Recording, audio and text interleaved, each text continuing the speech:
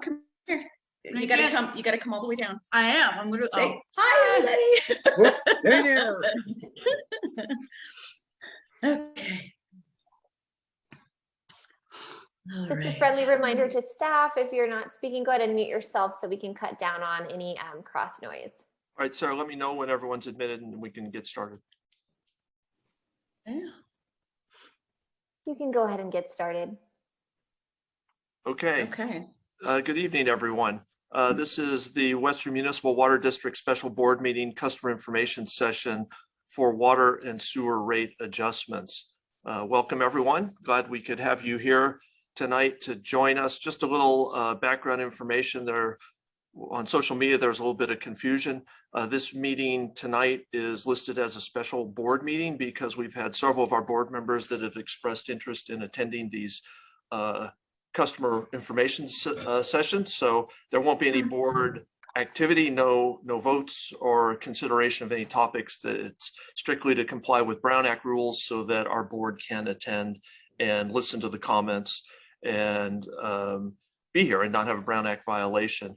The other thing I wanted to highlight is we're going to be going through our rate adjustments. There'll be plenty of time for questions and comments at the end of the meeting. So per the Brown Act, we have to go through public information, public comments. Thank you. I can't think of the word, public comments. We'll do that at the start, but you can certainly ask questions at the end of the meeting. This information provided tonight is focused on our Marietta customers. Last Thursday, we had 2 meetings focused on our Riverside customers. So anyone from Riverside that's joining, you're certainly welcome to stay on board, but the information provided is going to be based on the Marietta service area. We will have 2 more Riverside information sessions in May that'll be focused on the Riverside area. So with that, let's get rolling. Tammy, could you please read in our coronavirus protocols for our board of directors? Yes, thank you. Good evening. In an effort to protect public health and prevent the spread of COVID-19, and in accordance with the governor's executive order N-29-20, the public may view this board meeting virtually via Zoom, as there will be no public location for attending in person. This Zoom meeting will be recorded and available to view after the conclusion of today's meeting on Western's website at WesternMWD.com. As stated on the agenda, members of the public who wish to comment on any item within the jurisdiction of the district or any item on the agenda may make comments virtually or by submitting comments on the district's website. There will be several opportunities during today's customer information session to ask questions or to make public comments. Written comments received before 4:30 p.m. April 27th, 2021 will be made part of the board meeting record. For those participating in the Zoom virtual meeting who wish to provide public comments, please indicate such by using the raise hand feature, which may be accessed by opening the participant list and clicking the raised hand button at the bottom of the list. For those participating by telephone who wish to provide public comment, you may do so by pressing *6 to unmute yourself. If there is more than one caller, you will be identified and called on one at a time. Any public comment will be limited to 3 minutes in duration. I will now take roll call for the board meeting. Due to the complexity of conducting this meeting by Zoom and telephonically, I will not be taking roll call for staff members or the public at this time. Director Galliano. Director Risby. Director Gardner. Director Gardner. Director Torres. President Dinstead. I am present. Thank you very much. Thank you. President Dinstead, you do not have a quorum this evening. All right. Okay. Director Dinstead, President Dinstead, any comments you'd like to make before we get rolling? No, I just want to thank everybody for joining us tonight for our Marietta's rates workshop. We certainly appreciate your attendance and you taking the time to spend a couple of minutes with us this evening. We know that your time is valuable and we certainly value everything that you do with us. So we look forward to any questions that you may have or any comments that you would like to make. And at this time, I'm going to go ahead and call for public comments. Public comments, folks, are for anything that is not posted on our agenda this evening under the jurisdiction of this agency and this body to be able to enact upon. Madam Secretary, is there anyone tonight who wishes to speak under public comments? I am reviewing, and I see no hands raised at this time, President Dinstead. I did receive one public comment prior to 4:30 p.m. yesterday from Juan Garcia. That public comment was made available to the board this afternoon. If the public wishes to see that comment, I will be happy to provide it to them via email at boardsecretary@WMWD.com. Great, thank you very much, appreciate that. Okay, we'll go ahead and move into our rates workshops, and folks that are attending, please know that we will have pauses in the presentation for you to be able to ask a few questions. And we're going to try to run through this as quickly and efficiently as we possibly can in order to cover all of the information. And then we can take your questions and any comments that you may have in regard to it. So with that, I will go ahead and turn this over to staff for beginning the presentation. Thank you very much. All right, thank you, President Dinstead. I'm going to turn it over to Shannon Singler. Hi, everyone, and thank you for joining us this evening to learn more about Western's retail water and sewer rate adjustment proposal and how this is going to affect your bill in the coming months and years. My name is Shannon Singler, and I will moderate this evening's discussion. So we have a pretty full agenda this evening, and I just want to assure our audience members that you're going to have a great opportunity to engage in an open discussion with subject matter experts regarding the rate adjustment. Our hope is to really answer your questions and address any concerns you may have to really help you feel more informed. We'll also run through how you can continue to be a part of the decision-making process and what you can expect in the next couple of months. Next slide, please. So I'd like to introduce the panelist team that will be answering your questions throughout this evening's session. Craig Miller, whom you've already met, is Western's general manager. We have Tim Barr, the deputy general manager, with us this evening, and finance director Kevin Mascaro has joined us this evening. Sarah McDonald oversees the organization's strategic communications and outreach, and so she can answer any questions regarding that outreach that they've done over the course of the last several months. And Daisy Buñuelos is Western's financial analyst who often works behind the scenes crunching those numbers. So again, you'll hear from each of these team members during the presentation, and then they'll address any questions you may have throughout the discussion today. Next slide, please. So before we get started, I just want to run through just some quick housekeeping topics just to ensure everyone gets the most out of today's session. We'll automatically mute all attendees just to cut down on that background noise. But during the panel discussion, if you'd like to speak on camera, you can simply switch on your camera and your mic so you can be heard and seen. If you don't want to be on camera during this portion of the discussion, that's okay too. You can also type your questions into the Zoom chat bar, and we'll present your questions to the panel for discussion as well.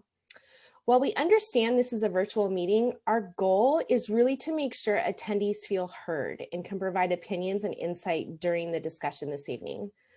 This meeting will also be recorded and made available on the Western website at the conclusion of the session.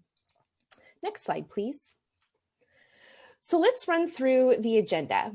First, we'll use a polling question to determine what attendees feel are the most important topics to cover to help guide the panel discussion, which will take place a little later. Second, the Western team will go through a presentation highlighting the adjustment proposal and your role in the rates process. Then we'll hop into that panel discussion with our subject matter experts, where you'll have the opportunity to get your questions answered. And then we'll wrap up with any additional questions and close of the meeting. So before we do this, I want to go ahead and launch a poll for everybody to participate in. So the poll is, there's 5 questions listed on your screen, and we'd like you to pick the top 3 questions you'd like addressed. When we move to the panel discussion portion of the meeting, we'll address these questions first to help you better understand that rate adjustment process. So why is a rate adjustment increase needed at this time? How much will my monthly bill increase? How does Western spend the money they already collect from customers? And why do we need to pay more? Why are Western's water rates higher than other water utilities? And what is Western doing to control costs internally? So I'm going to close the poll in about another 5 or 10 seconds. If everybody has voted, it looks like we have a couple more out there that we're waiting. So I'm going to go ahead and end the poll, and then I will go ahead and share those results. So out of those results, it looks like about 80% of the attendees really want to know how much their monthly bill will be increasing. So we'll address that in the presentation, but if there's any additional questions following those slides, please, we would be happy to answer those. So starting in the panel discussion, we'll kick off with that question. Did you guys see the rate? The poll is gone, right? It's gone from the screen. Okay, great.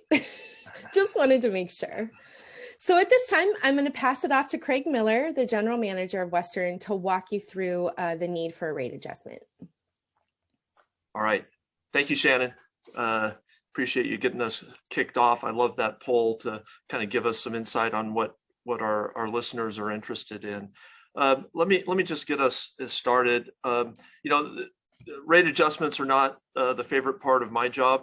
It's not the favorite part of anyone's job at Western. No one likes to hear about a rate adjustment. I don't like it when my water provider gives me a rate adjustment. But I think it's really important that we educate our customers and make sure that they don't have to like a rate adjustment, but we really have to explain why there's a need for it and what it's based on. So that's what you're going to hear tonight. I also want to assure the customers that this is difficult during a pandemic. We planned this rate adjustment years ago, way before the pandemic, and we'll talk a little bit about the need for it now and how we go forward. But I want to assure you that we recognize the difficult position some of our customers are in because of the economy and potentially losing their jobs. Nothing in this rate adjustment has to do with recovering any costs from the pandemic. As an agency, we planned for the pandemic in our most recent 2-year budget. We certainly recognize the difficulty that some customers are having. We don't shut any customers off. We want to ensure that all customers have water during this pandemic. So there's been no late payments. No one's been shut off. So everyone has water. And then we're super active back in DC and in Sacramento and with the County of Riverside, trying to find that fund, that path of getting federal relief and state relief funding to our customers who haven't been able to pay their bills. So I just want to kind of get that off the table, that we recognize the difficult position some customers are in, but we also have to recognize that cost increases in our world didn't recognize a pandemic. So imported water costs, energy costs, all sorts of things continue to rise, and we have to match that with our rates. So let's go to the next slide. So what are some of those cost increase categories? Well, here's 4 that I wanted to highlight. So imported water costs, Marietta gets a portion of its water from imported water sources. And what does that mean? It's coming from Northern California. So predominantly the water that Western imports for the Marietta service area and the Western Riverside service area is coming from Lake Oroville in Northern California. So it's coming through metropolitan system, through the state system. It's traveling 700 miles before it gets to you. And then for Marietta, that imported water is then coming through the Eastern Municipal Water District's system. And those costs are going up. Metropolitan's rates went up 3% in January. They're going up 4% next January and 5% the following January. And their long-term projection is increasing at 5% for the foreseeable future. Energy costs continue to rise. We've all been aware of power shutoffs and the wildfire challenges that our electric utilities have had over the last few years. And that cost that they're paying to what they call harden their systems, where they're changing out their wires and putting in different mechanisms to prevent wildfires, that cost getting passed on to the customer. So we're a customer, you're a customer at home, we're a customer as Western, and those costs are increasing, and they're increasing at a high rate, double-digit inflation. Maintenance and operations costs, so we have staffing costs, all the pieces and parts that we have to buy to maintain our system, all the parts we buy, all the chemicals we buy, those are all increasing. And then finally, regulatory requirements. So this is something that we face all the time. The state and the federal government are changing regulatory requirements. Those changes don't come with any financial revenue to offset the costs of new regulations. So you look at water quality regulations and new monitoring requirements and treatment requirements, those are all borne by our agency. And whether they're water quality or whether they're AQMD and their air quality requirements, those are ever increasing and always more expensive. And so those are big cost drivers for us. Next slide. We hear this on social media sometimes. Western is a public agency. What does that mean? We're not in this for profit. We're a not-for-profit agency. We hear on social media that you're only raising our rates to increase profits. We don't have shareholders. There's no profit motive for us. All of the money that we collect from ratepayers is the ratepayers' money. It goes into operating the system, acquiring water, paying for the staff that operates the system. It goes into our reserves, and that financial stability is there for a very important reason, to handle emergencies. And so there is no profit. It's strictly what it costs to provide the service that we provide to our customers. Next slide.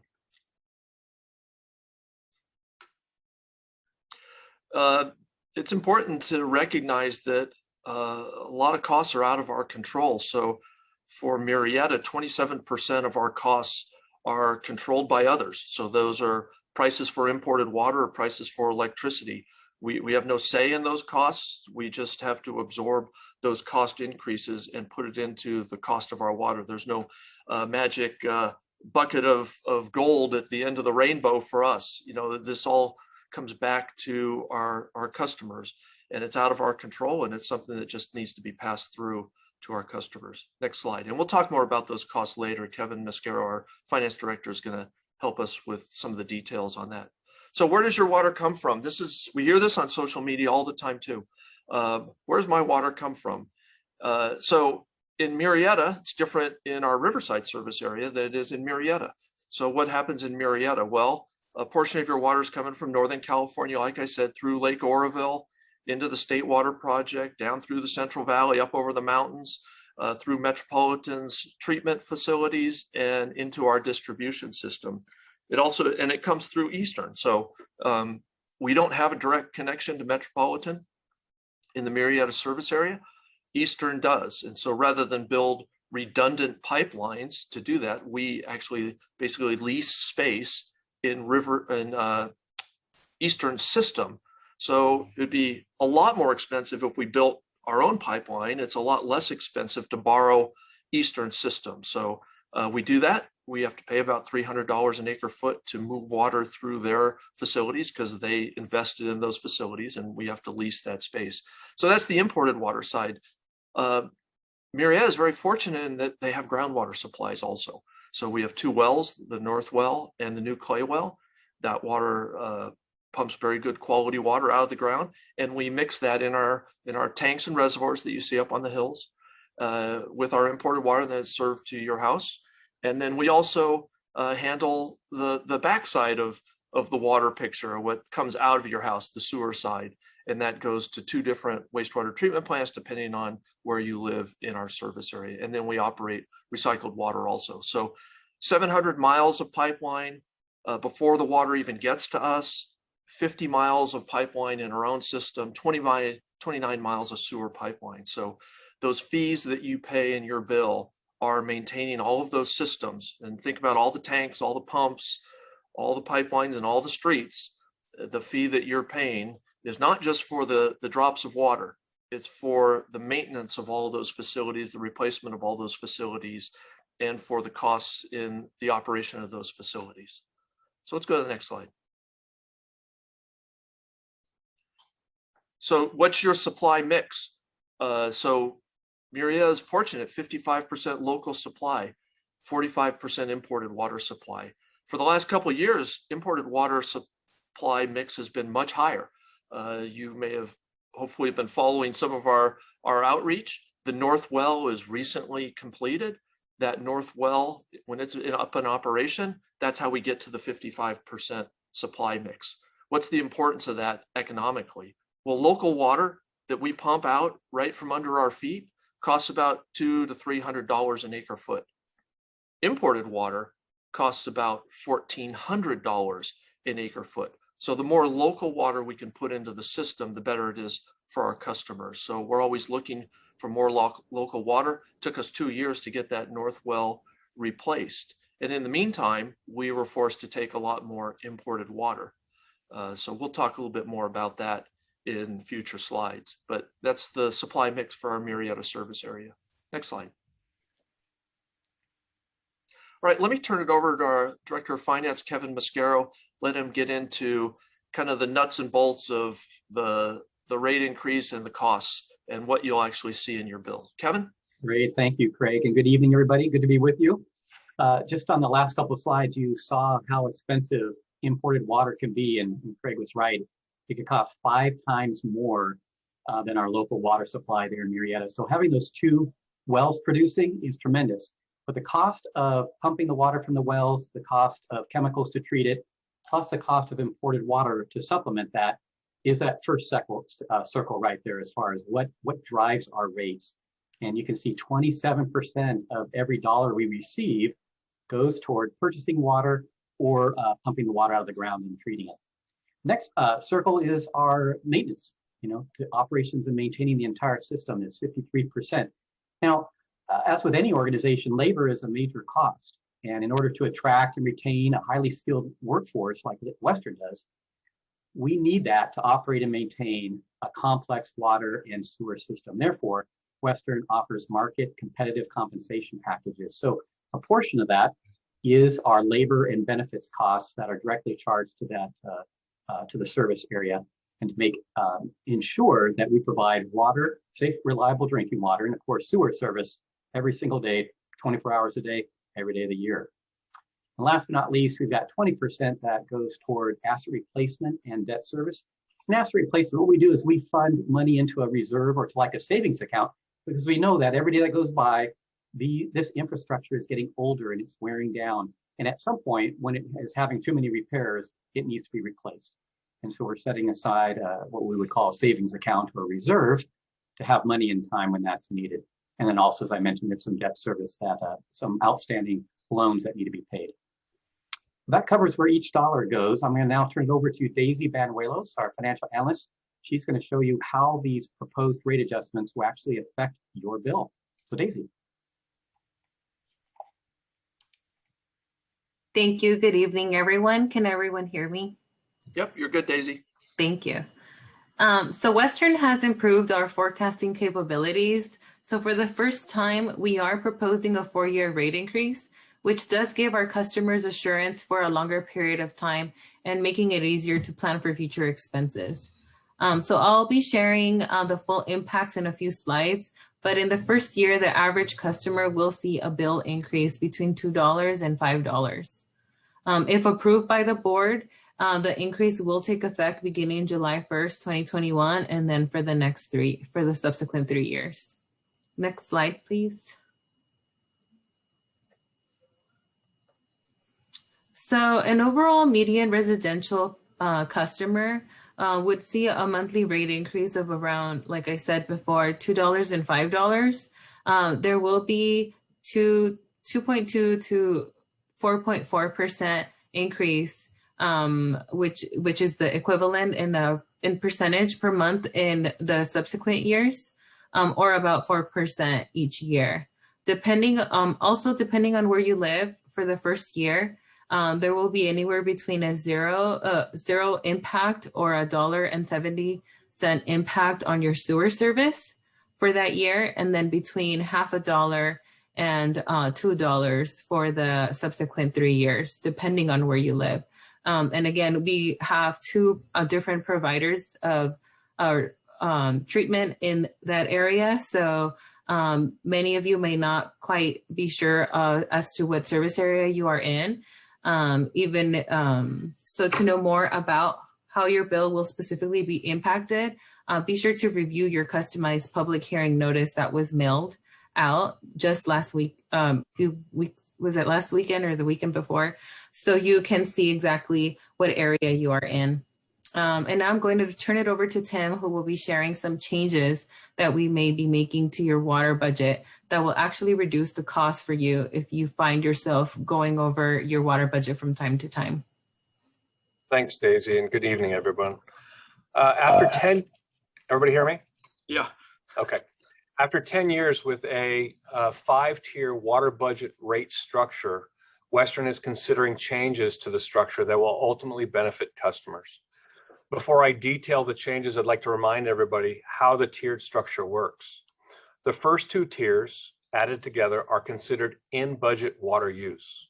Western provides an individualized budget for each customer based on the customer's specific number of residents and the unique landscape size on their property. If the customer's household size changes, they can contact customer service and a representative will help modify the budget factors. Water that is used above an individualized water budget gets more expensive the more over budget a customer goes. Western currently has a 5-tier total structure. 3 of those are the over budget tiers. So the first 2 tiers shown on this slide are the indoor and the outdoor, tiers 1 and tier 2.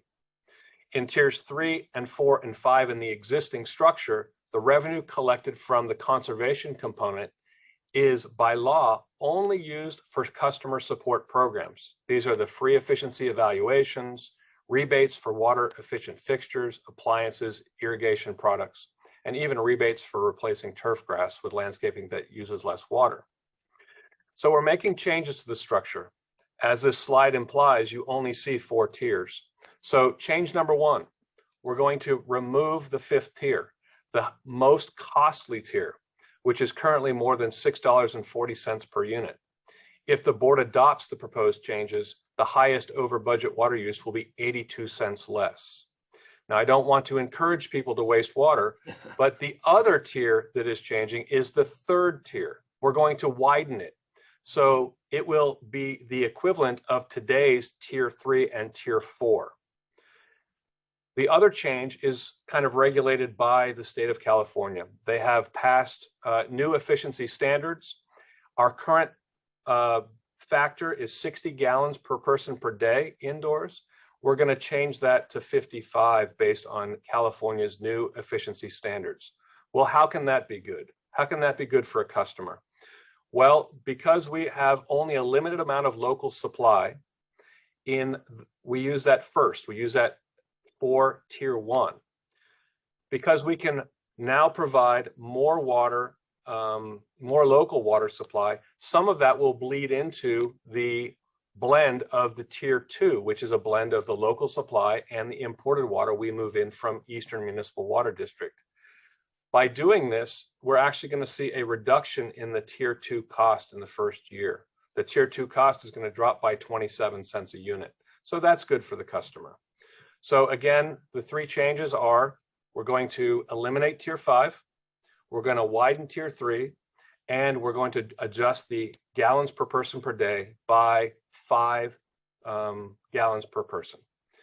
So with that, I'll turn it back over to Craig and go to slide 17.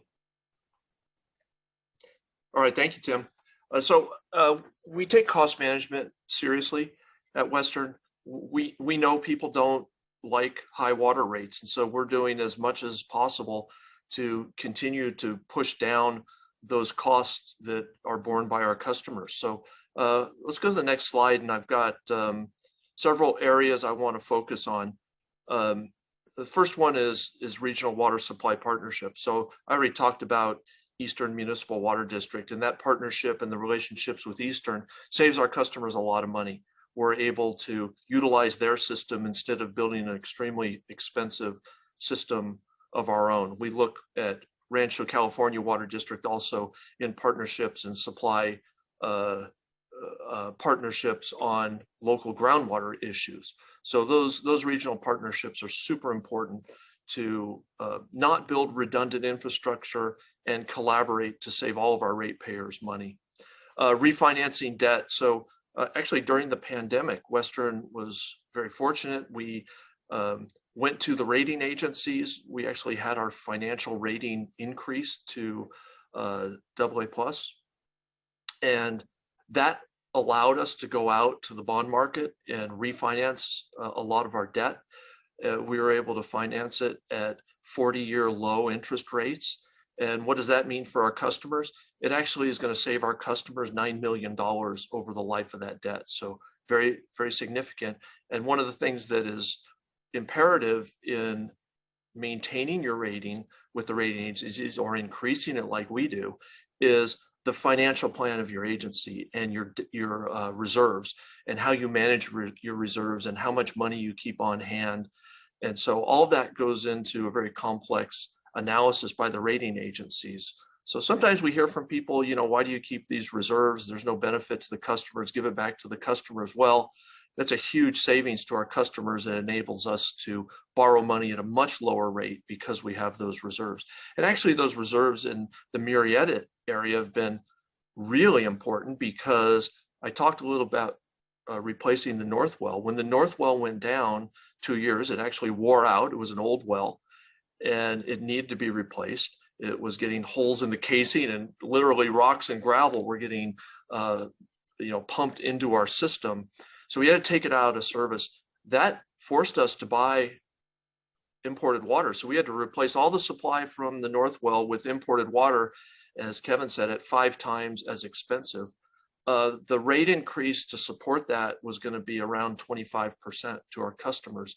We didn't want to do that to our customers. So we actually utilized Murrieta's reserves and subsidized those water rates because we knew it was for a very finite period of time. So there was no rate increase passed on to the customers because of that. We were able to utilize the customer's money that was in reserves. So reserves super important. Project grants as an agency, we've gotten over $27 million in project grants for our capital projects. We continue to look for ways to build supply projects and ways to offset costs by building smart projects that are utilizing local water. Controlling labor costs is very important to us. We are always benchmarking our salaries. We're looking at new ways to save money on our benefits for our employees. We went out and remarketed our benefits and saved quite a bit of money, as much as 30% on those benefit advisory costs. So all sorts of cost containment is on, and efficiency, our staff is always looking for operational efficiencies. We actually have programs where we reward staff members for coming up with operational efficiencies. And the last year, I think we've come up with $1.2 million in operational efficiencies. So all that to the benefit of the customers, just looking for ways to provide top service to our customers and save them money. Let's go to the next slide. So let me turn it over to Sarah and let her talk about some of the key dates in our outreach program. Sarah? Great. Well, thank you, Craig, and good evening. As introduced, I'm Sarah McDonald. I'm Western's Director of Strategic Communications, and outreach to our customers is critically important. We heard from you that you wanted to hear from us more. So that's something we've been working very hard to improve here at Western, but we know it will take some time. We do know that nobody likes to see a bill go up, and that's why it has been so important to us to offer these sessions for you, in addition to a variety of other outreach, so that you can get this information, understand what's being proposed, and how it's going to impact you and your bill.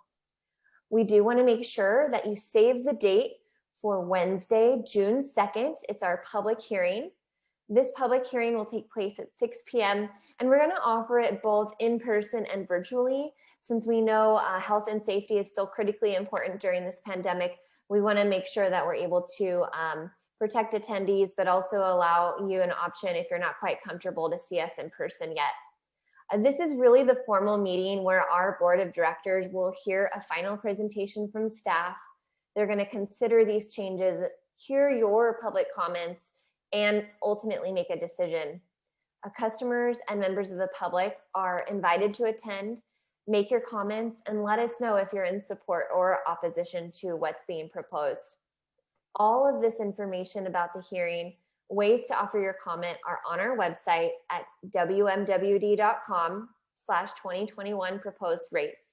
You can access this page from our homepage, and it's been designed as sort of a one-stop shop for any information you need about this proposal.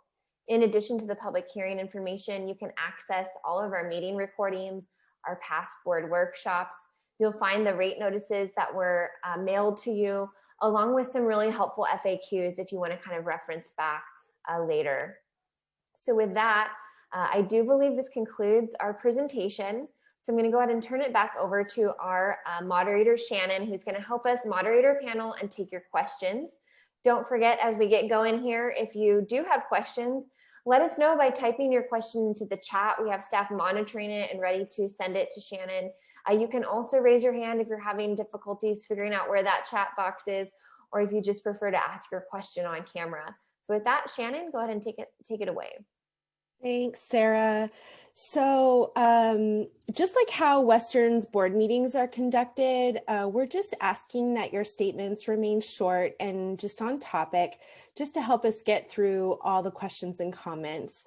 But before we get started, let's address the question that came up during the polling earlier. I think that Daisy addressed this in one of her slides, but maybe we want to revisit this one more time on how much will my water and sewer bill increase? Sure. Let's see. Let's look at this again. Daisy, you want to? Well, Daisy already said it once. What I'm going to pick Kevin to. He looks like he's bored over there. No one's letting him talk. He loves this finance stuff. Kevin, talk to this slide again. What's the cost to a monthly customer bill? Yeah, it did hurt my feelings that I only had one slide, Craig. I know. Okay, that's the side. But anyway, when we look at water, you can see that row right there. You're looking at anywhere between $2.38, and then as in subsequent years, it goes up to $5. The reason why that first year is so low is because when the North Well was replaced, it didn't just replace the quantity of water that the old North Well was producing, it's producing more. So as it produces more, for every acre foot or every drop really of water that we then don't have to buy from Eastern Municipal Water District, that savings gets passed right on to the customer. So that's why that first year is so beautifully low. And then that, again, on the right-hand side, you see percentages from 2% to 4%. The sewer, again, you'll know from your Proposition 218 public hearing notice that was mailed about a week and a half ago. You'll see whether you're in the Santa Rosa Regional Resources Authority, or SURA, service area for sewer, or if you're a commercial customer along the Madison corridor, your sewer flows to the Eastern Municipal Water District plant.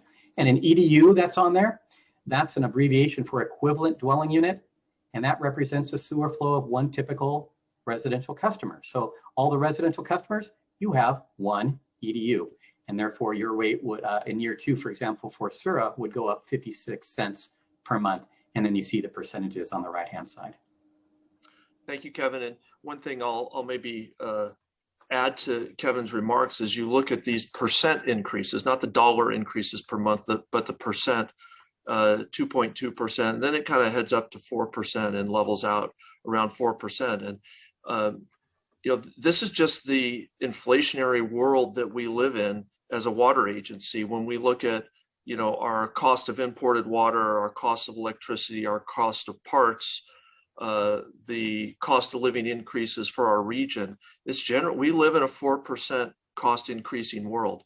We're able to give back some of the benefits of the North Well to our customers and hold down that first year to a 2% rate increase because of our fortunate situation with local water. So the difficult thing, I think, for customers is, that they don't always think of their utility as having to pay cost increases, but we certainly do. And we have to pass that on to our customers. We have no other way to recover those costs. So another question that just came in is, how does Western spend the money they already collect from customers? And I guess, why do we need to pay more at this time? Well, we're trying to explain some of that. Kevin, you want to take a shot at that one too? You're the one who collects all the money from all the customers and sees where it goes. Right. Well, really, Craig, as you've been saying all along, our water suppliers, they're not deferring rate increases. The folks that we hire to do some repairs or specific, tasks or water quality testing at the laboratories, all costs are going up. Our labor costs are going up, of course, as well too. So we have a pre-negotiated cost of living adjustment with our staff that is tied to the local consumer price index. And so that's been around what, 3% or so, 3.5%. So those costs are ever rising. If we don't do an increase, what happens is that you then, you draw from your reserves, just like with a household. If your rent goes up and you don't have another way of garnering income, you either draw from your savings account, but eventually that runs dry, or you put things on a credit card and everything costs a lot more. So we don't want to be in a position like that. That would be as a government agency and being here for generations, right? We need to ensure that we maintain financial stewardship all the time. And so those reserves are being saved for that. So basically, costs are continuing to rise. We need to pass those along. And if we didn't, there would be a much larger increase. Say if we postponed a year, then you would just need to double up those percentages. And people don't like to see their rates jump that high in a single year. So it's kind of slow and steady is the motto there. And can I go ahead and make a comment there too as well? I heard a really great response when we went to Water Task Force the other day and talking to some of our state officials. And we plan for asset replacements, we plan for improvements on the system, and that is all incorporated into what we charge our customers to be a part of that system. And, when you defer maintenance and you defer costs and you defer improvements down the road and you kick the can down the road, you're exactly right. It just gets more expensive. So we want to make sure that we're making those correct assessments at the right time, making those improvements when they need to be, and we're tracking when our asset replacements are, so we're appropriately collecting and preparing for that asset replacement somewhere down the road, so we don't have to do a big, huge increase at one shot, because that's not what we want to do. We want to stay as steady as we can, level and consistent. So just a comment, and I liked the deferred maintenance and kicking the can down the road, that it costs a lot more. And it's true. You ignore that car repair that you needed to do, and that ping starts to get louder and louder and louder. And by the time you take it to the mechanic, they're like, oh, you need to replace the car. So just, perspective, right? Yeah. And Director, not only that, but the repair potentially gets more expensive because of inflation and other things. But we have a schedule of how assets, pipelines, pumps, reservoirs are deteriorating. And if you skip 5 years of asset replacement, the other things that were scheduled to be replaced are not changing. So all of a sudden, instead of replacing a mile of pipeline, you're replacing 5 miles of pipeline. And so it's a boomerang effect. It's a compounding effect to the rates. And we don't want to put our customers in that position. We've heard this time and time again. Especially from our business customers, our commercial customers. We want predictability and we want steady. We don't want a roller coaster of rates that go up and down. And so that's what we're trying to provide our customers. So another question that came in is, has Western considered cutting staff salaries that seem higher than others? Who wants to attack that one? Tim, you want to take a shot at that one? Happy to. So Western, from time to time, does what's called a class and comp survey, and we take a look at Western's labor costs and employee salaries compared to others in the industry. We compare ourselves to similar agencies, to agencies in the area that are like us, that provide retail water and sewer. And we find that we are very competitive because we have to remain competitive in order to get the qualified individuals that are out there testing the water, maintaining the water quality, that we have the staff, the professional staff that are professional engineers certified by the state of California to operate a water and wastewater system, as well as licensed engineers and accountants. So we want qualified staff, we want the best, we want the brightest, and we pay them exactly what other agencies pay. Okay, so I'm going to go ahead and add to that. And I'm going to take a swing at that.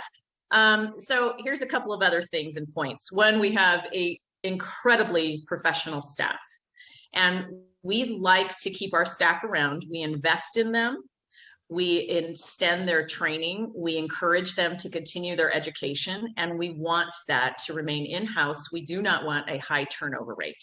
We want to keep the trained professionals that we have here so that they don't go to another agency and then provide excellent service there. We want to keep people here. So in terms of that, I have seen very little turnover as our staff in the number of years that I've sat on this board.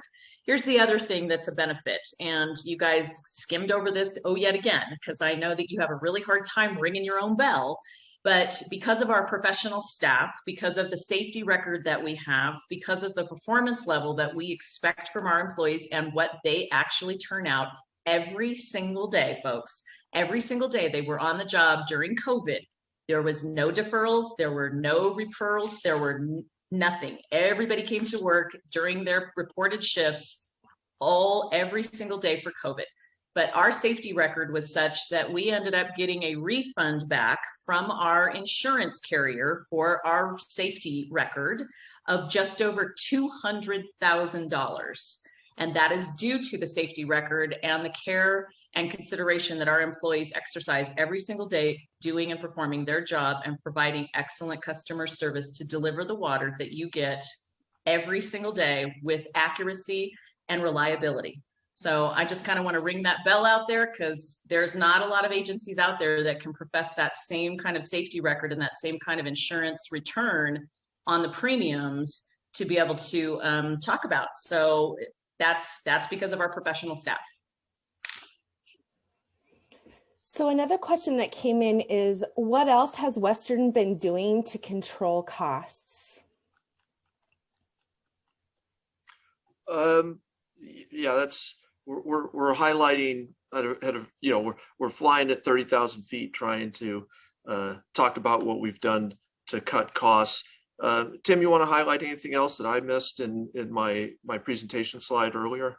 Or anyone else on the panel want to jump in with other costs? Sometimes I lose track. Director Denstad's pointing out a nice savings in our safety program, but we do all sorts of things. Maybe I'll just lead off with one other thing that I didn't talk about in cutting costs, and that's actually in controlling the number of staff members that we have. Anytime we add a staff member, that cost is directly borne by our customers. That goes right into the rates theoretically. So in our 2-year budget, we don't have any additional employees that are coming on board, and since I've been here as the general manager, we haven't added headcount. So we watch that very, very carefully, and it takes a lot of lobbying by our staff, and trust me, I hear it. They all want to do more, and they all want more people to do it, but that's expensive. And so we don't go back to our board, and our board approves the headcount of this organization. And so we don't go back to our board, or we haven't in recent years, with requests to add more headcount. And that's a big cost savings to the customers. Sorry, Tim, go ahead. So let me add this one. It's going to be a surprise to some of our board members, the 2 board members who are on here, because it's on the board agenda. So I hate to jinx it and say that they're not going to let us sign this agreement, but our staff goes after grant funds. We are very conscientious in the cost of capital projects. So we actively seek out grant opportunities. And what's coming to the board this week is a $500,000 grant for the North Well. So we are actively seeking ways to defer the costs of capital projects. We have a culture of efficiency, and we have a culture of, we're going to do it right, but we're going to do it cost consciously. So we do a lot of things. So we have a hand raised from the audience from Catherine Elliott, and she is now, I think we can see her now. Hello, Catherine. Hello. Sorry, I was going to type it in chat, but chat isn't showing up on my machine. So I apologize. We're cooking dinner here, so there's maybe a little background noise. But I've got actually 3 questions, but I'll just ask one right now because it's related to the labor costs that you guys were discussing. And on the chart with the circles that Kevin had shown, I think it was like, that was part of the 53%. But I know a lot of your, I think probably most of your labor costs are shared between the Murrieta division and Riverside. Yes, that one exactly. So it's part of that, which is a pretty good portion of the pie. So I was curious how you divided those costs and how they got allocated between Murrieta and Riverside. Go ahead, Kevin. Sure, I can answer that. So we have in our accounting system, we have a fund for Murrieta Water, for example. It's Fund 230. And so whenever our staff are working, our operations staff are working on the system, they'll charge that fund. And so whenever they charge time, there's a certain overhead and benefits rate that comes along with them that's been predetermined based on the budget. And so that's how we keep it separate from between Riverside and Murrieta. In other words, it's not one, like there are other water agencies that have kind of service areas, different service areas, but they just lump it all into one big pot. And Western, ever since Murrieta County Water District was merged into Western, has kept that system, that service area, separate in our accounting system. So one of the better ways, Catherine, maybe this also helps too, it can be considered as a separate enterprise. So the costs that are used for containing Murrieta, you guys are Murrieta is only paying for Murrieta cost. So you are not being subsidized by Riverside, and Riverside is not subsidizing you. So it's just a separate enterprise in how we attribute staff. So you're not paying for all 160 of those staff. It is being divvied out as a separate enterprise in essence. That's how we find that. That's why Riverside has a different rate, because they don't have the benefit of groundwater that the Murrieta customers do. So they pay a different rate out for their water, just like Murrieta has their own separate rate. That's why we do 2 different workshops to explain it, because we don't want to confuse people.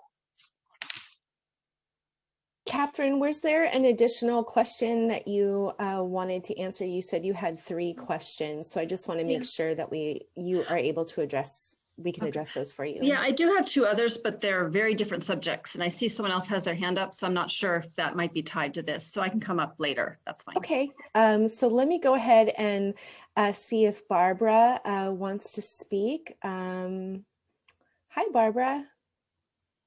Hello. I also have 3 questions, and so I'll start with my first question. And it has to do with the rate increases. And you were talking about, the 2-point-something% for the first year, and then it goes to 4-something each subsequent year for the next 3 years after that. So, and forgive me for not looking at the camera, but I'm trying to make sure I word this correctly. So my first question is, are those rate increases going to replenish the reserves that were used for repairing the wells and sinking the new well? Is that going to take care of it in the next 4 years, or is there going to still be money that we're going to have to replenish that fund? Yeah, Kevin, go ahead. Sure, I can answer that. Thankfully, no. Rates don't have a component in it to replenish the operating reserve. So. Oh, they don't. Okay. So then how is that operating reserve going to be replenished? Okay. I promised that I wasn't going to do anything like don't talk too much accounting mumbo jumbo, but I'll share what it was. Okay. So there's really 3 reserves in Murrieta or so. So there's an operating reserve, an asset replacement reserve, and then there's a developer paid reserve that goes toward growth related projects. Well, since we manage Murrieta as its own enterprise separate, we don't commingle monies with anything else. The operating reserve over time had built up, but that what do you call it? It's like a capacity charge or developer paid charge fund had grown into a deficit because there are growth related projects that needed to be built but there wasn't enough money yet from developers, developing property to supply that. So in a way, there was an operating reserve fund loan to that capital or to that capacity charge fund. Well, I guess thankfully from the accounting side, development has picked up, and so that loan has been eliminated. But so in other words, a third of the operating reserve was reduced by not having the north well there, but the money is no longer has been repaid back by that development fund. Does that kind of make sense? So we're kind of almost back to where we needed to be before. So therefore, there's no need to replenish it with ratepayer money. How painful? Okay. Was that painful? I don't know if I. Okay, so does that mean then? Well, now that's am I allowed to ask more than 3 questions then? Yeah, go ahead, Barbara. Definitely. Okay, Absolutely. so based on what you just said, does that mean that the money that was used, because we saved the money like a savings account that was used to offset some of the costs of the well, and I noticed that, and you did talk about getting that $500,000 grant, so that's going to help if you get it. But how does that get replenished? Or is it how are you going to replenish I can't even remember what the millions of dollars it costs to do that well. But how are you going to how does it get replenished so you're back at the reserve number you like to be at? Oh, okay, good question. I see now. So the well was funded by the asset replacement fund, so different from the operating, different from the developer paid reserve fund. And so the asset replacement fund didn't have all the money for that well, because you're right, it was pretty expensive.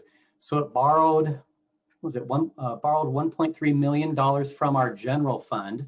From Western's general fund, right? Yeah, from Western's general fund. We'll just pay it back over time. It's something like $70,000 a year. It's not when you spread it over all those 30 years. So, and it's a low interest rate, of course. So, because we didn't want to drain the asset replacement fund completely, because there's bound to be something else that's going to be here. So that was news to me about the $500,000 grant.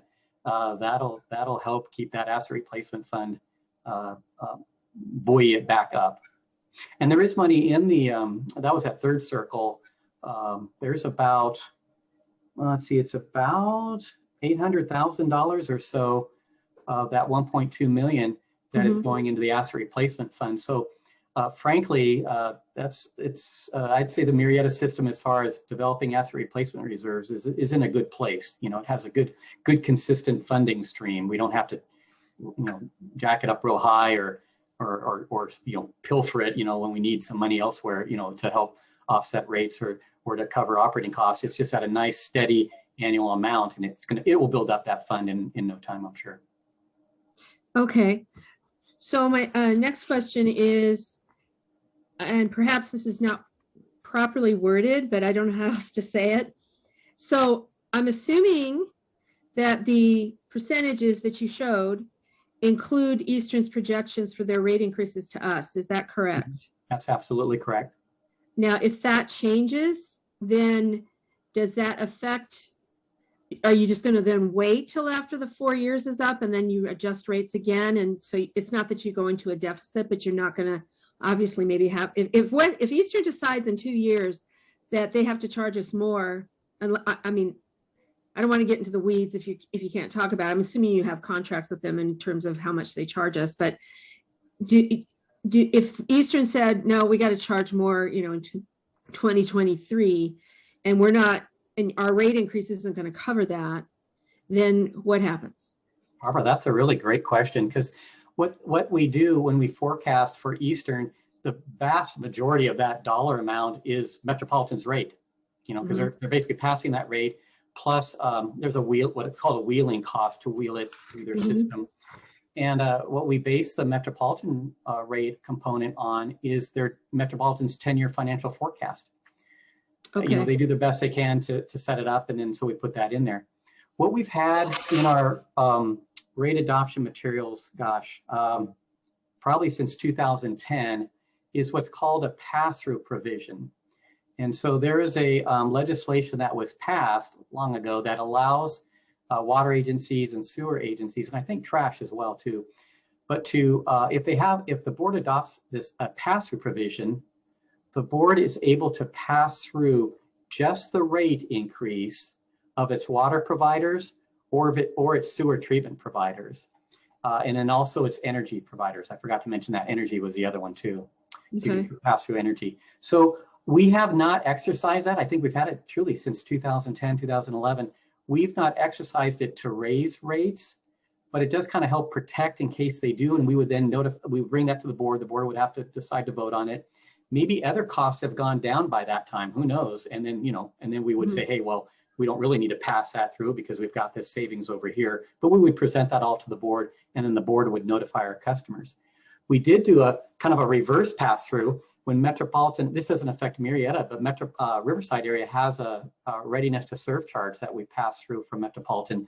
It went down. Their 10-year financial forecast had a higher number than what they actually ended up charging us. So we just passed that through to our customers, and we notified them, hey, your readiness to serve charge is going to go down because we're passing it through. Okay. Okay. I think that's all I have for now. Thank you. Thank you, Barbara. Catherine, did you get all of your questions answered, or do you want to ask or address anything else before we can essentially close the meeting, because we don't have any other questions out there at this time. So I wanted to give Catherine one last opportunity just in case. We'll even give her two if she needs to. Okay. Thank you. Yes, I do have two.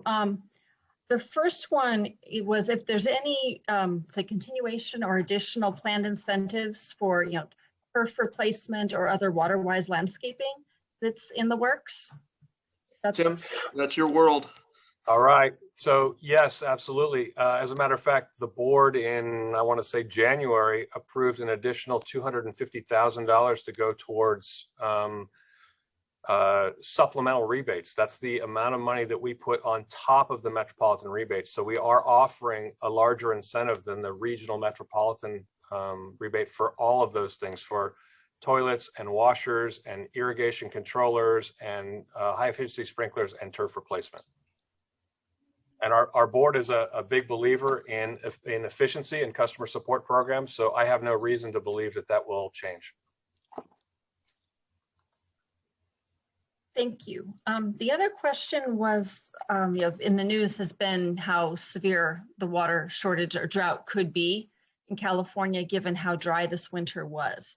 And I know that when there's things like drought declarations and such, that can throw a real wrench into your planning for rates because things can change. I was wondering if you could kind of maybe briefly explain what the potential risks of that are and what that impact could be on customers. Sure. I'll take that one. So, it depends agency by agency on your water resource mix. And depending on, where you're getting your water from, you're at potentially more risk than others. So like for the Marietta area, the risk is really to the imported supply. You have local groundwater. I guess the groundwater levels could drop low enough in a long enough drought where we had to curtail pumping or cut back some sort of pumping, but we don't foresee that in the near term for a short period drought.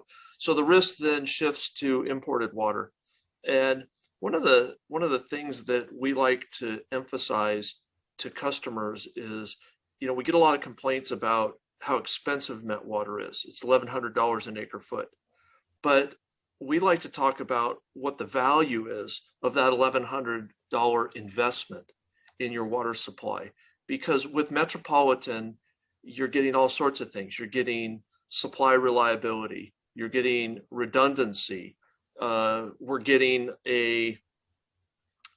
basically a safety net. We don't have a limitation on how much water we can buy from Metropolitan. So that's really important. When we take the North Well out of service to replace it for 2 years, we didn't have to go find another water supply. We just place a larger order with Metropolitan, and they have this vast quantity of water that we can tap into. So that's a huge benefit. Now, what happens in a drought? Do they then start curtailing? Well, part of that $1,100 per acre foot investment has built up a significant dry year drought savings account for water. So Metropolitan right now has 3.2 million acre feet of water in storage in preparation for a drought. The entire demand on Metropolitan system for all of Southern California is half of that. It's 1.6 million acre feet. So even if no one, had any other local resources and they just went to Met at their current demands, they could survive 2 years. But they're not really going to take that much water out of storage because they still have Colorado River water coming into their system. So they have 1 million acre feet of Colorado River water. Their demands are 1.6 million. So worst possible case is they would use up 500,000 acre feet of the 3.2 million. So you can see that when you start looking at the numbers, Metropolitan really has water available to sustain through several years of drought before they would have to do anything. And then what we would all do as local water professionals is we would start asking our customers to look at ways that they could further save water.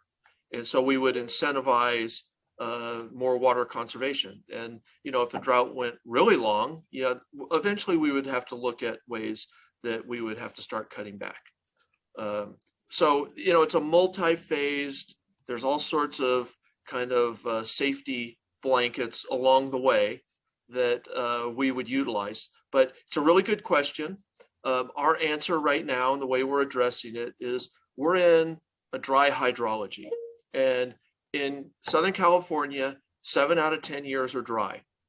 So we're in the second year of dry hydrology. This isn't unusual for us.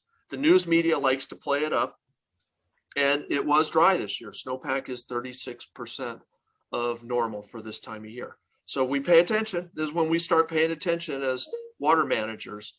But it's not a time to panic. We're not going to talk about allocations. We're not going to talk about cutbacks. Metropolitan said there will be no allocation this year and there'll be no allocation next year. If we get a 4th year or a 5th year of dry climate, then we have to start talking about more serious measures. So we like to say it's a dry hydrology, and this is a fairly normal pattern for Southern California. You mentioned obviously in Murrieta, we're very lucky to have the groundwater here. Does Western have any projects or programs going on for infiltration basins or anything like that, especially planned with all the development that is slated to go on here to help to keep replenishing that groundwater?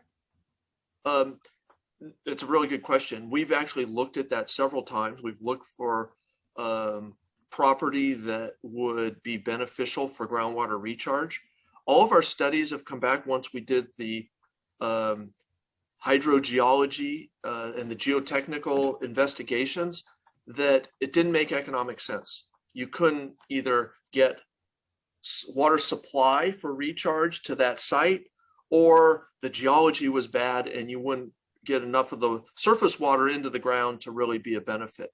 So we continue to look for opportunities, but in the land that's available in our service area, there doesn't appear to be a lot of opportunity there.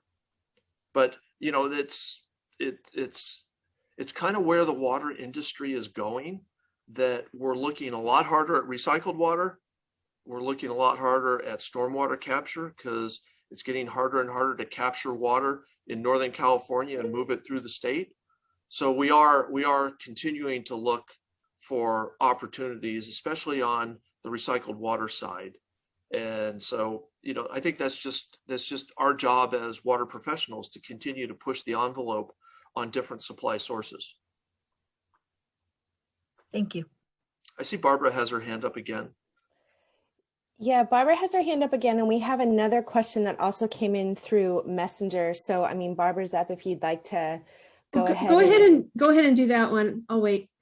Okay, so the question that came through the messengers is, we have another nursery opening off of El Sobrante. When do you stop adding customers to the grid, especially when water is already scarce? The water, it's our obligation as a water agency to plan for growth. We've always done this. There's always been growth. you know, I look at how my family got to Southern California, and you know, we came into this region and lived here, and so you know, we have to plan for that. That's our job. We don't control growth. We're not a land use agency. You know, we have to react to what the city, the county, and the state are doing to develop and to grow. So, you know, we don't control growth, we react to growth.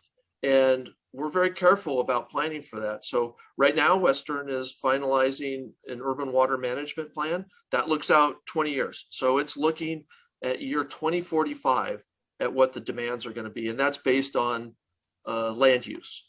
And so part of those plans are commercial growth and residential growth. And we plan for that. So, you know, another nursery moving in somewhere, another development going in somewhere, a big business moving in an industrial area, that's all planned for. And so, you know, we have to find water resources to support that. And all development, all growth has to go through the CEQA process. And part of that environmental review process, those documents come to the water providers, and the water providers have to do a water availability assessment. And that's all part of the development process. So we see it and we're able to plan for it. And, you know, I just wanted to add one more comment on there. Western, over many courses of many years, and even on my beginning of involvement with water and the city, Western participates in the general plan that the cities are required to do every 5 years. And my colleague might be able to speak more on this since he was sitting on a city council for a number of years in Riverside. But certainly we are participating in that, and we are active in those discussions and comments frequently with the planning staff that are the land use agencies, because we don't have any other decision-making process in that other than to give them feedback and provide our urban water management plans and a variety of different other documents that staff, like you said, Craig said, you know, we're looking out at 20 years. Cities have a tendency to look at that 1 to 5 year plan, and we tend to plan out 20 years. So we're very different in the planning to anticipate that growth factor, to anticipate what all of that means coming down the pike and what that means to existing customers. And we want to make sure that we're very clear on this. Development pays for development. So existing customers do not pay for development. So in case that's another question that's laying out there. So if they are coming into the system, they're going to have to pay their fair share in order to connect to that system. But maybe Mr. Gardner would be happy to add a couple of comments into that. Thank you, Brenda. I really can't add a whole lot to what you said. I think maybe just expand a bit on what Mr. Miller said, that our job as a water utility is to serve the demand that is placed on our system. If we get to the point where it appears that we're not going to be able to do that at some point, then that rolls into the general plans adopted by local government, can even be impacted by executive orders from the governor, actions by the state legislature that would reduce or even stop growth if that became necessary. But I do think it's important that we recognize that we have enough water. You know, yes, this is a dry year. There's a lot in storage locally. So we'll draw that storage down a bit. But there's enough there to last for quite a few years without being replenished. And typically, we'll get a wet 2 or 3 years here in the next several years, and we'll build that storage back up.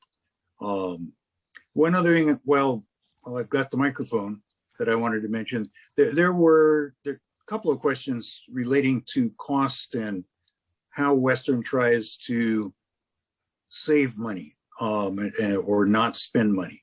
And we are very careful about looking at things like wages and benefits. Over the last couple of years, we have found ways to save significant money on employee benefits by shopping the providers. The employees still get the same level of benefit.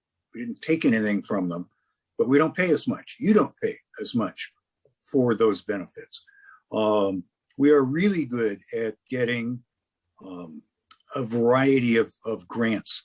And over the last several years, we've received millions of dollars in grants. Just mentioned one that's coming up on our agenda this next meeting. We just approved one, or at least an application for one, at the last meeting for some emergency battery storage at one of our pumping plants. So if the electrical system is not available, we can run those pumps from a big bank of batteries. And we expect that to be paid for almost 100% by a grant from the Public Utilities Commission. Yeah, we're always looking for new sources of water. We're not going to get very much of this one. Eastern is, but there are a series of new wells being drilled sort of on the border of March Air Reserve Base. And that's going to produce water which will be treated and put into primarily Eastern system. We will get a piece of it to serve the March Air Reserve Base area. And that will free up water that we can put to other uses when we do that. People did talk about looking at more use of recycled water. Western participates in 2 desalters that take groundwater with high total dissolved solids and a few other bad things in them. And they run them through a desalter that gives you very clean water out the other side. It's more expensive than other forms of treatment, but it is less expensive than buying from Metropolitan. So we're always looking for those kinds of things. And I think we're pretty successful. I guess the last point I'd make is 5 or 6 years ago, all of Western's water that we served our customers was imported water. And now we're down to only about 60% is imported water. And we keep trying to drive that down because local water is less expensive than the imported water.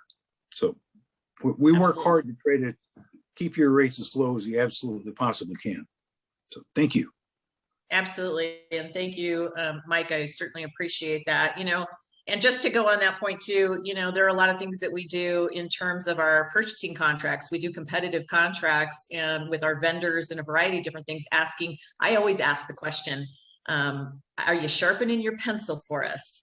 So we want to make sure that we're getting the best rate that we can and doing some very competitive bidding with our vendors that provide services to our district. But Barbara, did you have another question that we can answer for you? I do. I have a couple more, just kind of an extension of what Catherine was talking about with and Craig was talking about with our water over here that we, our groundwater. One is that ratio, I'm assuming it slightly changes in the summer. Is that accurate? For the percentage of ground, or is that like an average for all year? That's an annual. No, sorry, go ahead, Kevin. That is an annual amount. An annual amount, okay. But theoretically, Barbara, it would change from season to season, because what we would always do operationally is operate the well full speed and utilize all that water because it's less expensive. And then as demands increased, we would, open up the faucet a little bit more to Metropolitan, but we would always maximize the least expensive water as much as we can. Okay. I assumed that, but I just wanted to confirm it. So having said that, 2 comments. One, which I've made before, and I'm just making it again tonight to as a concern, is that people are good about trying to decrease their water usage and they conserve, and then Metropolitan still raises the rates because they have a lot of overhead. So I don't know if we ended up in a serious drought situation, would you anticipate having to raise rates if it was that severe? And it just, again, I grew up in Southern California, and with a brief stint in Houston. I've always lived in Southern California. And so the whole water issue has been, I mean, that's been going on for decades. So, well, it's been going on for probably over 100 years, but, yeah. But the point is, Met does have, you know, their fixed costs. And sometimes when you decrease water usage, their income drops, and then you, of course, have to still cover your fixed costs. So I don't know if that would ever weigh in on what would happen to rates, even when people in a severe drought, when people really did drop their water usage, if you'd still have to raise rates in the middle of that. The second question is regarding the aquifer here. We obviously are not the only water district that uses it. And what is in place for ensuring that the proper usage of us using the water and Rancho using the water on this side of the valley? I know there's a water master, and I'm assuming that's where it all comes in, is how that works.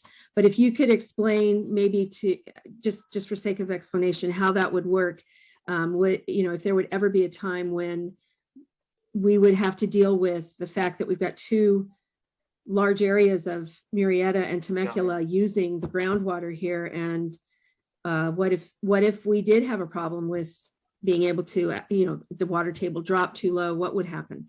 Yeah, sure. Let me let Tim think about his answer to that question while I take on your first one.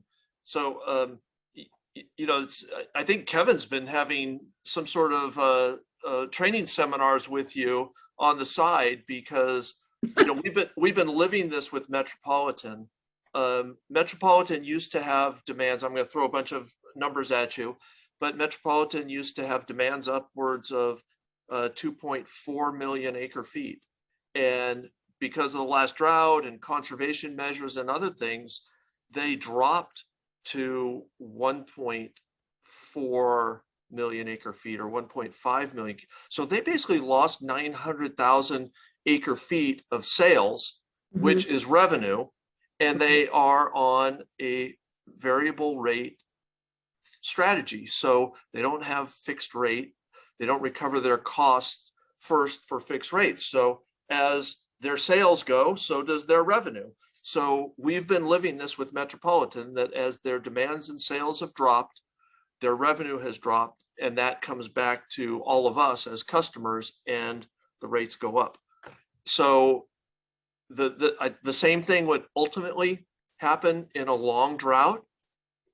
For sure, it's just supply and demand. If we have to go out and find more expensive water, and Metropolitan would go on the open market and they would start buying water from other entities throughout the state, they would pay a premium for it. And those costs would get passed on to all of us as customers. We, of course, would look for ways to cut back on the amount of water that we purchase from Metropolitan and look for more local water. So you can't answer the question, how much would it raise rates at all? Right. But theoretically, it would certainly raise rates eventually. Now, in the last drought, which was a 6-year drought, rates were not raised. So there was we didn't pass anything on to the customers. We tightened some of our budgets. So the penalty tiers, the tiers in our structure, we dropped one of the tiers in our structure because we were really trying to send an economic incentive or disincentive to our customers to stay within budget. But if you stayed within budget, you didn't see a financial impact, and there was we have not curtailed supply to our customers ever. So we're proud of that. And, it would take a really significant drought to where we would be forced into doing something like that. Okay. Tim, go ahead. No. Before Tim goes, because I'm gonna go off a point so he can write down the question. Held on to that one for just a second. So, Barbara, I wanted to make sure too that you, being customers, being Met member agencies, and I'm going to go off of something that my former colleague Tom Evans used to say. Metropolitan has invested a tremendous amount of money to providing that storage base and that safety net for us. And that's what you pay into as a customer. That is one of the benefits of being a Metropolitan member agency. So that's one thing we want to make sure. But the other thing too is we continue to look for ways to diversify our portfolio and make sure that we're doing the best job that we can as water managers and professionals. That's why we've hired all these great guys that have all these wonderful ideas, and we have a fantastic staff that go out there and look for all of these things. And sometimes they come with pie in the sky, and sometimes we tell them, okay, what's the cost of that first? But they have all of these great ideas, and something that I'm going to be bringing up here shortly with my colleagues, and this is something that Mike Gardner can look forward to. We're coming to the end of our strategic plan, and we've got a 5-year business plan, a strategic plan that is coming to its conclusion. And since we've got a number of new members on our board, we will be holding those strategic planning sessions, and those will be done in a workshop fashion. And we certainly encourage the public to attend those, because those are going to be some of the questions that we're going to be asking and looking at. What does the future hold for us? What is the best job that we can do for our customers? How do we continue to diversify our portfolio and make sure that we have more than one straw out there, right? And what is the nexus of benefit for the cost ratio on bringing in that other supply? So those are questions that we look at as we strategize moving forward with our business plan, so that staff know exactly what they need to focus on for the benefit of our customers and being good stewards and good managers of your finances and for our water resources. So, and I'm sure Mr. Gardner has taken all kinds of stuff and has done strategic plans before, and I'm sure he's looking forward to being able to do this on the water side. It'll be a very interesting venture just to see, you know, what can we get to? Can we get to a 60-30 the other way? Can we, or is that not attainable because it's just too expensive? So, but those are questions that we continue to look at, and we will be planning those coming up here in the near future. I believe our strategic plan is up at the end of the year, isn't it? Or sooner than that? We're in the last year. So yeah, so we want to get that document out, and we certainly want to encourage members of the public and our customers to come in and share their comments so that we could take a look at all those things and take those into consideration as we're moving forward with that strategic plan and what's important to the people that we work for. So just a comment. Okay, Tim, now you can go ahead. All right. I'll start by thanking Barbara for a very good question. So the Santa Margarita watershed is adjudicated, and it is overseen by the Superior Court. Western is a stakeholder on the Water Master group. We have worked with Rancho to model the groundwater basin. Rancho's done quite a bit of work in the Temecula-Pava basin, and we have collectively done quite a bit of work in the North Murrieta subbasin, which is directly below Murrieta. And we have calculated that the safe yield is about 2,600 acre feet of water a year, 2,600 acre feet of water.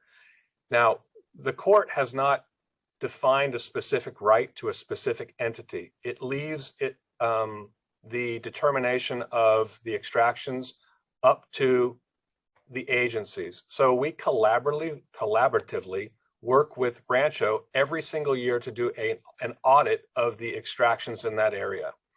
And we're very collaborative, and we have agreed to share the extractions of the basin. So as long as we continue to be collaborative, we should see no problem whatsoever. Now, if there was a significant drawdown of the basin, we'd have to work with our partners at Rancho to have a conversation about how would we continue to share the water in the basin. And we do that. We meet on a regular basis. Our water master meets on a quarterly basis. Our water resource teams for both agencies meet every month and have collaborative conversations about the needs of our customers. So I hope I answered that question. Thank you. Thank you, Barbara. Appreciate your questions coming in. So we have one more question that came in through chat that I wanted to pose to the panel. Customers are being billed for water in tiered rates, yet we are told we're inefficient. But then you say we're adding additional water for new customers. How is this fair for our water rates that are already the highest around? If we're adding more customers, we're on tiered rates, and we're inefficient on those tiered rates. So I think it's a multi-pronged question. Yeah, here. Tim, you want to Let's cover that terminology that we're inefficient, because we want to pivot on that point, because that's not what we say. I'll lead in for Tim to say that our customers have proven to be remarkably efficient, and because of the budget-based rates that we implemented in 2011, our customers have actually cut their per person water use in half since 2011. Go ahead, Tim. So yeah, I'll continue that thread, and then we'll talk about the tiered rates. So to use specific numbers, the residential customers in Western's area in 2010 were using about 252 gallons per person per day in the residential area. Now they're averaging about 130. So about a 44% reduction in the residential demand for water. So that's phenomenal. The way the tiered rates work is we use the efficiency standards that are from well-known studies, residential end use studies, and required by the state of California. So we provide a certain volume of water for indoor water use, currently 60 gallons per person per day. And what we do is we tell the customer that, okay, if you have 3 or 4 people, here's the amount of water that you will be billed for in tier 1. And that water is the lowest cost water. It's our local water supply. We fill the demand for tier 1 water with the lowest cost water. The next tier is the outdoor tier. Same thing. We use efficiency standards from the Irrigation Association, from the state of California, from the University of California, to define what an efficient use outdoors is, and we provide customers with that volume of water based on their unique landscape size. So whether you've got 1,000 square foot of landscaping or 10,000 square foot of landscaping, we give the customers the amount of water that is needed to irrigate turf grass. So that's how we define efficiency. We define efficiency by existing standards. The customer who uses more than the efficient standard, and only the customer that uses the efficient standard, enters tiers 3 and 4 and currently tier 5. So if a customer never uses tier 3 water, they never pay for tier 3 water. So I think that answers the question. Yeah, and let me just talk about the I guess the relative cost of water in the region. So you have to look at the data very carefully to compare water costs between agencies. And even at Western, you have to pay attention to whether you're talking about our Riverside retail area or our Marietta cost center, because those costs are different. And then if you compare against Eastern, that's a different cost. If you compare against RPU, if you're in our Riverside service area, that's a drastically different water supply cost that's reflected in the rates. So for example, in the Marietta area, if you're trying to compare against Eastern, well, we have groundwater just like Eastern does, and we import water just like Eastern does. So the rates should be fairly similar, but we have to pay a wheeling rate to Eastern for our imported water. So that adds $300 an acre foot. That's about what, a 25% increase in our imported water cost over what Eastern's paying for theirs. So clearly, because the water supply costs are greater for Western than for Eastern, if you compared the Marietta cost to the Eastern costs, we start at a higher supply cost. That cost is reflected in the rates. If you look at our Riverside service area, that's even more complicated because we don't have any local water. We don't have any water underneath our feet. So you're either getting 60% of your water from Metropolitan, no wheeling. We have our direct connection, so you don't pay a wheeling rate like you do in Marietta, so that's different. And we have what we call local water, but our local water in Riverside service area is not under our feet. We have agreements with RPU to extract, treat, and move that water into our service area. So it's not local water under our feet. And instead of paying $200 to $300 an acre foot like we do in Marietta for groundwater, the groundwater that we get in Riverside is coming in at $800 an acre foot. So that naturally would drive our costs quite a bit higher than RPU. RPU doesn't import any water, so they're only paying that $200 to $300 per acre foot groundwater supply costs. So the supplies are what drive the differences, and we hear this all the time that you're the highest. It has to do with our supply mix.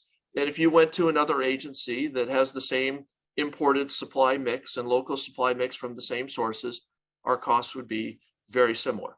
So it's comparing apples and oranges, and we get it all the time. My neighbor down the street pays less. They're in a different water provider, and that's not fair. Well, you have to look at what the supplies are and how much you're paying for those. Thank you for addressing that. Unless we have any other questions that are lingering out there in the audience, this looks like all the questions that we have come in, you guys have answered. So yeah, unless there's anything else, I'm going to hand it back over to the Western. See a hand raised team. by Barbara Agley. Oh, I do see that. Thank you. It's not a Barbara. question. I just want to thank the two board members and Craig and his staff. You guys, I really, really appreciate you holding this meeting. And I just wanted to publicly thank you. Thank you, Barbara. We appreciate that. And I will say that we really appreciate our customers that tune in and ask questions and pay attention. We truly want to educate and inform. And, you know, we don't have a big audience tonight, but hopefully we have an influential audience, and you're sharing your knowledge with your neighbors, because that's really important. And people don't always have time to be here, but sometimes they have time to talk to their neighbors about what's going on. So we just hope you share all the information. Absolutely. And we're here working for you. That's what it really boils down to. We don't exist without you guys. So this really means a lot to us. We really think a lot of the questions were fantastic tonight. You guys clearly are reading the information that we're sending out. So we really do appreciate that. And we appreciate your attendance. So any final comments from any of the staff members that are on tonight? No, we've said more than enough. So thank you everyone for your time, staff. I wanted to extend the floor to my colleague, Mike Gardner, if he had any final comments for this evening's meeting. I'd just like to thank staff for their usual excellent presentation, and thank those of our customers and members of the public who took the time to participate in this. We really do want to hear what your questions are, what your concerns are, what ideas you might have. We don't have every good idea in the world. Sometimes really good ones come from outside the organization. So we're glad you participated. We're glad you spoke up, and please keep doing that. Absolutely. And I wanted to thank everyone that was in attendance tonight. We really do appreciate your participation. We really do appreciate the questions that you bring. We like to give those examples. We want to make sure that everybody understands exactly what it is that we're doing with your money. It is your funds that we are making this district operate with. And we want to make sure that we're good stewards, that we're being responsive, that we're being responsible, and that we're delivering excellent service to you. So that is of the utmost importance to us. So I want to make sure that that is abundantly clear. And we really do a thank you for your time this evening. We look forward to you joining us at our public hearing that we're going to have on June 2nd. It will be in the evening. It will again be a hybrid model, so you are welcome to attend. We are opening the building up for your attendance that evening if you choose to do it in person.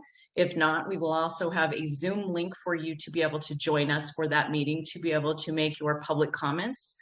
And again, as always, you are always welcome to send in your written comments prior to that meeting if you so choose to do that. So with that, is there any other additional things that I needed to strike on, or did I take away your thunder, Sarah? You got it. I can just sit back and relax now. Hey, I just want to make sure that we're hitting the high points. And Absolutely. staff, if staff and Mike Gardner could hang on before we, once we say goodbye to the public, that would be great. I just wanted to make one final comment to the staff and thank you on behalf of myself. So with that, folks, we will go ahead and adjourn this meeting. I thank you so much for your participation and your dedication to the cause. So have a great evening. Thanks, everybody. Thank you, everyone. So I just want to make sure everybody, let me know when the members of the public are out.